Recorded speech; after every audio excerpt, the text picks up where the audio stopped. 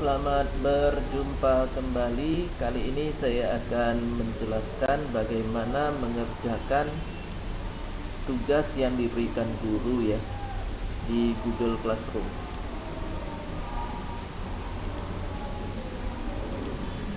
Nah, kalau melalui komputer begini ya. Ini Google Classroom kita. Jadi ini ada kelasnya. Ini tinggal dibuka saja kelasnya ini. Lalu ini ada forum tugas kelas anggota. Pilih tugas kelas.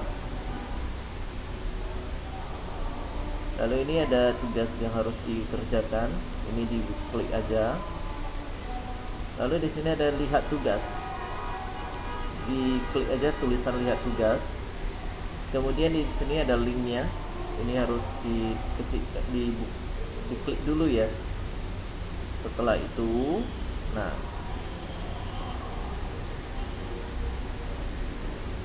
ya tadi udah sempat saya isi. Ini saya kosongkan dulu.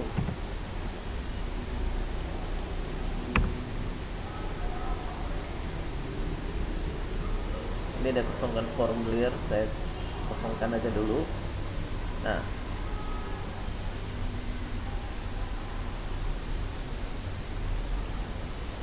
untuk email, ketikkan email masing-masing ya.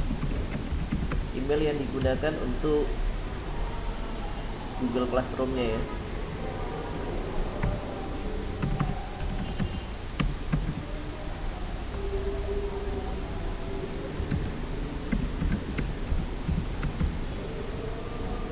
Lalu untuk kelasnya sebagai contoh ini ada tulisan 7K. Jadi misalkan saya isikan sesuai dengan kelas kalian masing-masing. Sebagai contoh saya ketikkan 7J.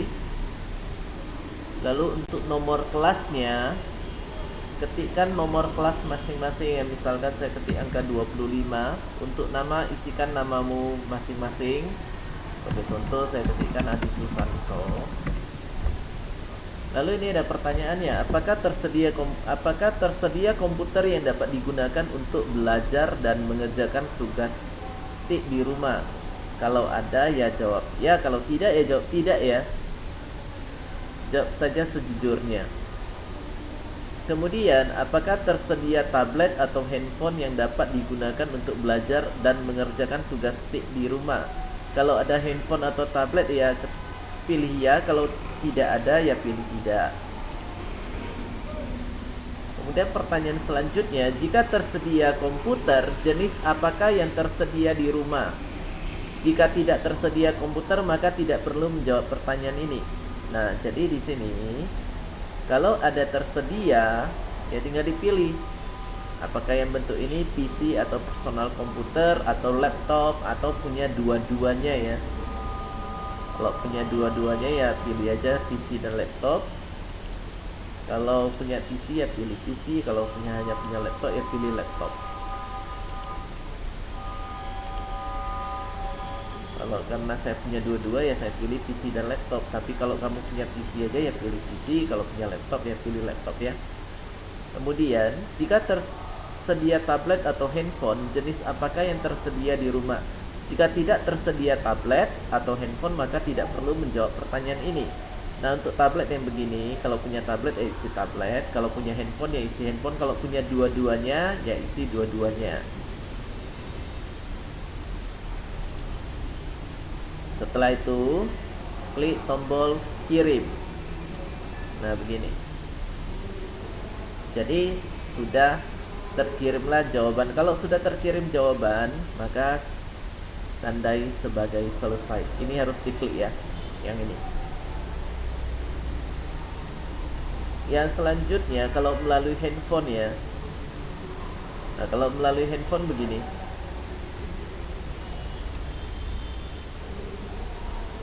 Nah, di sini ada yang ini dibuka dulu. Lalu ada tugas barunya, ini saya buka. Ini ada lampirannya, yang ini ya. Lalu saya pilih tulisan izinkan.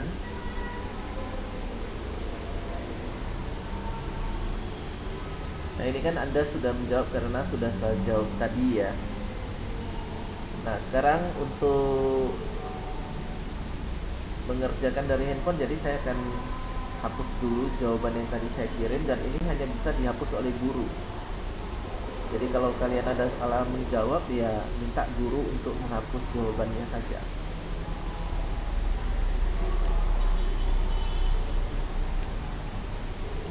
Jadi saya akan menghapus jawaban saya dulu.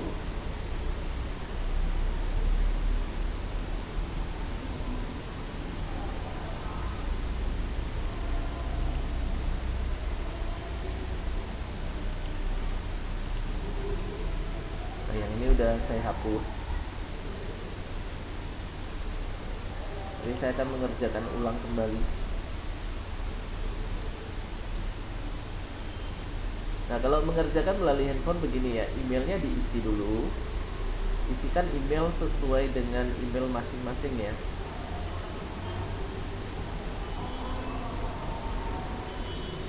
Setelah itu kelasnya juga diisi. Misalkan saya pilih 7G, kemudian nomor kelasnya saya isikan 35. Nama muridnya misalkan saya pilih Anton, saya ketikkan Anton. Kemudian saya kerjakan ini, apakah tersedia komputer yang dapat digunakan untuk belajar dan mengerjakan tugas ketik di rumah. Nah ini saya pilih tidak. Apakah tersedia tablet atau handphone yang dapat digunakan untuk belajar dan mengerjakan tugas ketik di rumah? Saya pilih ya. Jika tersedia komputer, jenis apakah yang tersedia di rumah? Jika tidak tersedia komputer, maka tidak perlu menjawab pertanyaan ini. Kalau tidak ada ya dikosongkan aja. Jadi ini saya kosongkan ya. Kemudian jika tersedia tablet atau handphone, jenis apakah yang tersedia di rumah? Jika tidak tersedia tablet atau handphone, maka tidak perlu menjawab pertanyaan ini. Jadi saya di sini saya pilih handphone. Setelah itu saya tekan tombol kirim ini ya. Ini saya tekan. Nah, jadi setelah saya tekan maka jawabannya sudah terkirim. Demikianlah untuk, nah kalau sudah terkirim,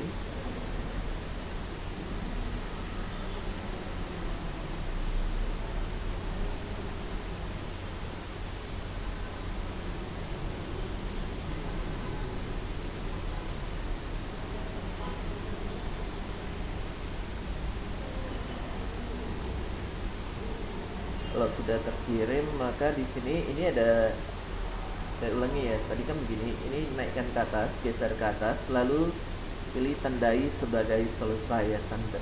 Lalu di sini ada pilihannya, apakah Anda tidak melampirkan apapun pada data murid sehingga tidak ada data untuk diserahkan. Pengajar akan melihat tugas ini sebagai selesai.